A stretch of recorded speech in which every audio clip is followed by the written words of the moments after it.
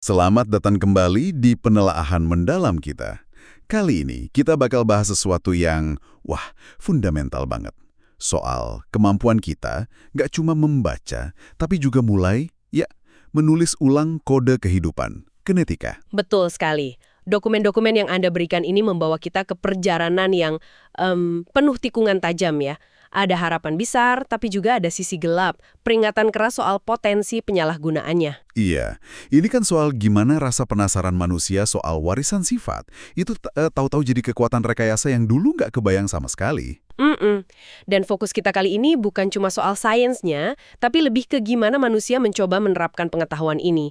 Dan gimana tiap langkah maju itu selalu aja ada pertanyaan etis yang dalam. Terus ya, gejolak sosial juga. Rekombinan. Terus kita timbang juga mimpi dan mimpi buruk terapi gen, sampai akhirnya ke teknologi paling baru yang lagi heboh, pengeditan genom CRISPR. Sip. Misi kita yaitu memahami evolusi kekuatan ini dan pertanyaan-pertanyaan mendasar soal kontrol, soal apa sih normal itu dan masa depan kita ini mau dibawa kemana. Siap ya? Mari kita mulai aja langsung. Oke. Kita mulai dari konsep yang usianya udah lebih dari seabad tapi, bayangannya tuh masih ada aja. Eugenika. Ini dipopulerkan oleh Francis Galton. Dia ini sepupunya Charles Darwin loh, di akhir abad ke-19. Idenya kalau didengar sekilas mungkin ambisius ya, memperbaiki stok manusia lewat perkawinan selektif. Yang dianggap unggul didorong punya anak banyak, yang dianggap cacat atau inferior ya dicegah. Iya, kedengarannya begitu. Tapi ngerinya ini nggak cuma jadi ide di awang-awang. Di Amerika Serikat awal abad ke-20, eugenika ini jadi gerakan sosial politik yang lumayan kuat. Nah, salah satu kasus paling, menyayat hati, yang jadi simbolnya itu Carrie Buck. Anda mungkin pernah dengar kisahnya. Perempuan muda di Virginia dianggap berpikiran lemah, feeble-minded katanya, sama kayak ibunya. Betul, Carrie ini dimasukkan ke lembaga namanya Virginia State Colony for Epileptics and Feeble-Minded. Kepala lembaganya Albert Priddy, dia pendukung keras sterilisasi paksa. Ngeri banget ya. Dia mikir orang kayak Carrie ini bakal mencemari populasi kalau dibiarin punya anak. Persis, kasusnya ini Buck v. Bell sampai ke Mahkamah Agung AS tahun 1927. Dan putusannya itu, benar-benar cerminan zaman itu. Tapi sekaligus mengerikan kalau kita lihat sekarang. Hakim Oliver Wendell Holmes Jr. nulis kutipan yang terkenal banget. 3 generasi imbesil sudah cukup. Gila ya. Itu ngasih lampu hijau legal buat sterilisasi paksa Carrie Buck. Dan itu buka pintu buat puluhan ribu orang lain di Amerika. Seringkali cuma karena mereka miskin, punya disabilitas, atau dari kelompok minoritas, nasibnya sama. Konteksnya penting banget ya buat dipahami. Waktu itu kan ada kecemasan rasial, ketakutan soal imigran, perubahan sosial, terus mereka cari pembenaran ilmiah. Muncul tuh fenomena kayak Better Babies Contests di pameran-pameran gitu. Bayi dinilai kayak hewan ternak, pakai kriteria fisik, mental, yang bias banget kelas sama rasnya. Sains yang cacat dipakai buat dukung prasangka. Ironisnya, praktik eugenika di Amerika ini malah jadi inspirasi buat rejim lain kan? Banget. Undang-undang sterilisasi Nazi tahun 1933 itu secara terbuka nyebut model Amerika. Ini nunjukin betapa licinnya lereng dari ide memperbaiki populasi jadi persekusi, bahkan pemusnahan massal. Astaga. Tepat. Konsep Nazi soal Lebensunwertes Leben, kehidupan yang tidak layak hidup yang dipakai buat bunuh orang dengan disabilitas mental dan fisik, itu akarnya dari ideologi eugenika ini, sebelum akhirnya meluas ke kelompok lain. Eksperimen brutal Joseph Mengele di kamp konsentrasi itu juga ya, terutama ke anak kembar. Iya, itu puncak dari gimana genetika bisa disalahgunakan buat agenda politik yang kejam banget. Jadi, pelajaran penting dari era eugenika ini, bahaya banget ya kalau otoritas ilmiah atau yang dianggap ilmiah dipakai buat melegitimasi prasangka sosial.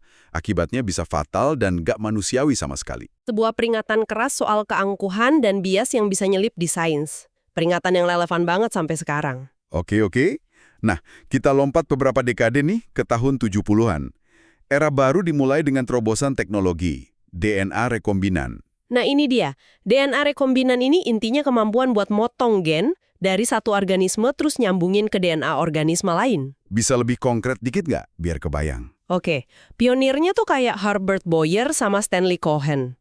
Bayangin gini, Anda bisa ambil gen penghasil insulin manusia, terus masukin ke bakteri. Oh, Nah, bakteri ini terus bisa disuruh bikin insulin manusia dalam jumlah besar. Ini lompatan besar banget karena pertama kalinya kita bisa langsung manipulasi materi genetik di level molekuler. wah kayak fiksi ilmiah jadi nyata ya. Tapi sumber-sumber Anda bilang justru para ilmuwannya sendiri yang pertama kali khawatir. Nah, itu dia yang menarik.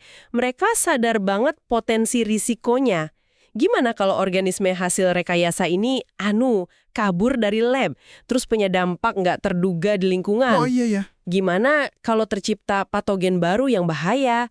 Kegelisahan ini memuncak, bahkan sebelum ada aturan resmi. Ada konferensi mahasiswa pimpinan Paul Berg di Sisilia misalnya, itu udah mulai nanya, ini bukan cuma soal aman nggak di lab, tapi implikasi etisnya gimana? Dan kegelisahan ini yang akhirnya melahirkan konferensi Asilomar yang legendaris itu. Ya, tepatnya konferensi Asilomar kedua tahun 1975. Ini momen langkah banget dalam sejarah sains. Peneliti top di bidang DNA rekombinan ngumpul sukarela di Asilomar, California. Terus hasilnya apa? Hasilnya, mereka sepakat buat jeda sementara, moratorium untuk jenis eksperimen tertentu yang dianggap paling berisiko, sambil mereka rumusin panduan keamanan. Jadi komunitas ilmiahnya coba atur diri sendiri gitu ya, sebelum diatur dari luar. Betul, fokus utama Asilomar waktu itu biosafety, keamanan hayati.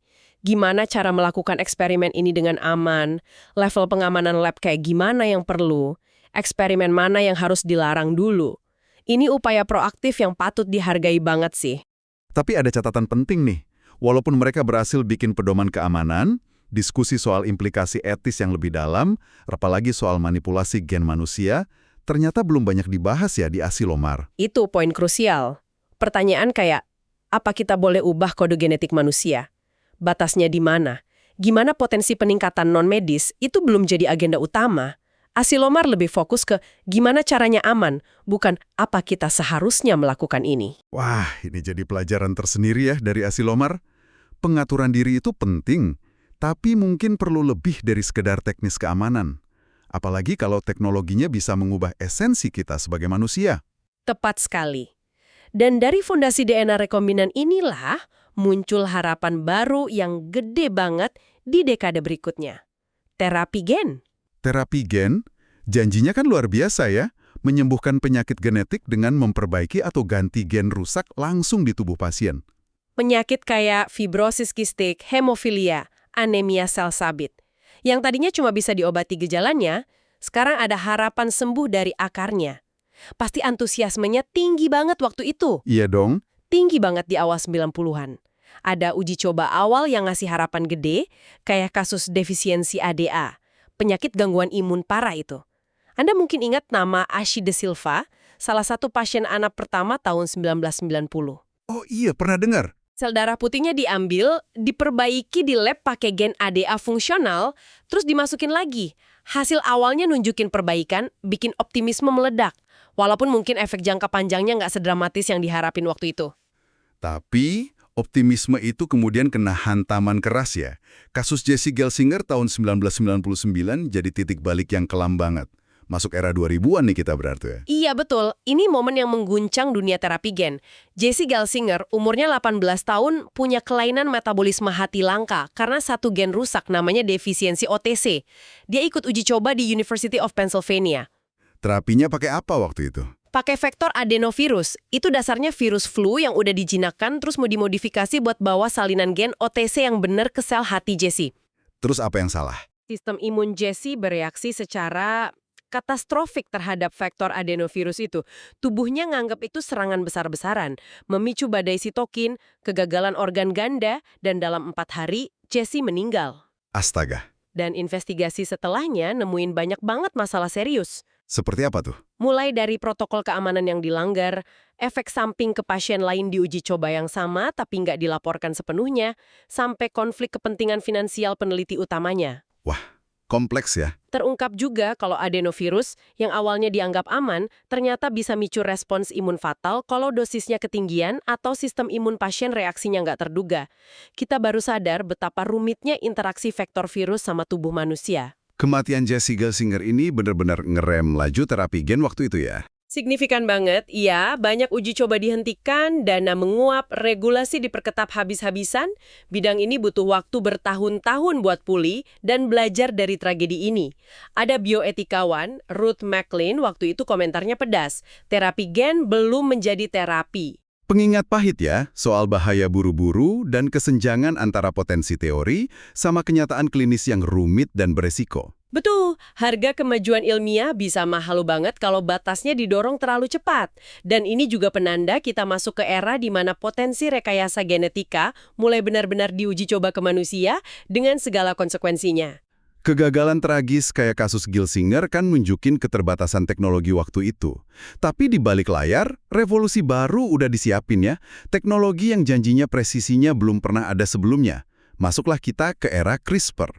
Nah, CRISPR-Cas9, nama yang sering banget kita dengar sekarang. Iya kan? Bisa dijelasin nggak secara simpel aja, apa sih yang bikin dia revolusioner banget dibanding teknologi sebelumnya? Oke, kalau DNA rekombinan itu kayak potong tempel yang agak kasar gitu ya. CRISPR-Cas9 mekanismenya dijelasin detail sama Jennifer Doudna dan Emmanuelle Charpentier sekitar 2012, itu lebih mirip fitur cari dan ganti yang presisi banget di komputer. Tapi ini buat DNA. Oh, oke. Kayak gunting molekuler yang bisa diprogram buat nemuin urutan DNA yang spesifik banget, terus motong, hapus, atau bahkan ganti bagian itu dengan urutan baru. Jadi, jauh lebih gampang, murah, akurat gitu. Itu yang bikin jadi game changer. Tepat sekali. Kemudahan, kecepatan, presisinya itu buka pintu yang tadinya ketutup rapat. Lab di seluruh dunia sekarang bisa edit gen dengan relatif gampang. Wow. Ini nggak cuma percepat riset terapi genetik buat benerin penyakit, tapi juga secara realistis buka kemungkinan peningkatan atau enhancement. Nah, enhancement, mengubah gen buat tujuan non-medis, kayak nambah kemampuan tertentu. Ini dia nih. Dan disinilah muncul isu yang paling kompleks dan kontroversial, pengeditan germline. Apa bedanya sama yang tadi kita bahas? Kayak kasus Ashida Silva atau Jesse Gilsinger. Nah, kalau kasus mereka itu pengeditan somatik. Perubahan genetiknya cuma terjadi di sel tubuh pasien itu aja, misalnya sel darah atau sel hati, dan nggak akan diwariskan ke anaknya. Oke. Kalau pengeditan germline, itu dilakuin di sel reproduksi, sperma atau sel telur, atau di embrio tahap awal banget. Artinya, perubahan genetiknya bakal ada di setiap sel individu yang lahir, dan yang paling penting, bakal diwariskan ke generasi berikutnya. Diwariskan. CRISPR bikin ini secara teknis jadi mungkin. Dan gak butuh waktu lama sampai ada yang nyoba ke embrio manusia ya. Kayak yang ada di sumber Anda. Betul. Tahun 2015, peneliti di Tiongkok laporin percobaan pakai CRISPR buat edit gen penyebab penyakit darah beta thalassemia di embrio manusia non-viable. Artinya nggak akan bisa berkembang jadi bayi. Meskipun tujuannya riset dasar dan embrionya nggak ditanamkan. Tetap aja, beritanya langsung bikin badai kontroversi etis global. Ini kayak ngulang asilomar lagi dong.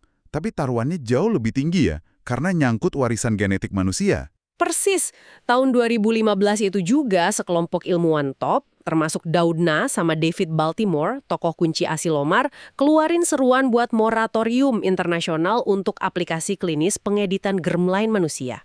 Semangatnya mirip asilomar, ya, berhenti dulu sebelum kebablasan. Iya, tapi pertanyaannya sekarang jauh lebih fundamental. Bukan cuma aman atau enggak, tapi apa kita berhak secara permanen ubah kode genetik spesies kita? Garis antara terapi sama bikin manusia super itu di mana? Siapa yang mutusin? Gimana cegah penyalahgunaan? Kita benar-benar di persimpangan jalan lagi ya. Teknologi ini nawarin harapan luar biasa buat atasi penyakit genetik yang mengerikan, tapi di sisi lain, buka kotak Pandora dilema etis dan sosial yang belum pernah kita hadapi sebelumnya. Rasanya kayak kita baru aja ngelewatin looking glass, masuk dunia baru di mana aturan lama mungkin udah nggak berlaku. Perjalanan yang kita bahas ini dari seleksi kasar eugenika, jeda reflektif asilomar, harapan dan tragedi terapi gen awal, sampai presisi CRISPR yang bikin pusing ini, nunjukin pola berulang. Muncul kekuatan baru, diikuti janji besar, lalu kesadaran akan risiko, dan akhirnya debat etis yang sengit. Ini siklus yang kayaknya bakal terus berulang seiring majunya sains. Dan penting buat Anda ingat, pendengar kami, ini bukan cuma perdebatan teknis di kalangan ilmuwan aja loh. Ini nyentuh inti dari apa artinya jadi manusia. Seberapa jauh kita mau dan boleh kontrol biologi kita, apa peran takdir dan pilihan dalam membentuk siapa kita, Dan masa depan kayak apa yang mau kita bangun bareng dengan alat-alat baru yang kuat banget ini? Nah, sebagai penutup nih, mari kita renungkan satu pertanyaan yang muncul dari semua ini. Kalau suatu hari nanti kita benar-benar punya kekuatan buat hapus apa yang kita anggap cacat genetik, mungkin kerentanan penyakit tertentu, atau bahkan sifat kepribadian yang dianggap kurang ideal, kira-kira konsekuensi tak terduga apa yang mungkin muncul dari upaya menyempurnakan manusia ini? Mungkinkah dalam usaha kita ngejar kenormalan atau kesempurnaan versi kita sekarang, kita malah secara nggak sengaja ngilangin keragaman genetik yang berharga. Variasi yang mungkin ngelindungin kita dari ancaman lain yang belum kita tahu. Atau bahkan variasi yang jadi sumber kreativitas atau ketahanan unik manusia. Bisa nggak sih kita salah nganggap perbedaan sebagai cacat yang harus dihapus? Ini pertanyaan penting buat kita bawa pulang dan pikirkan bareng-bareng.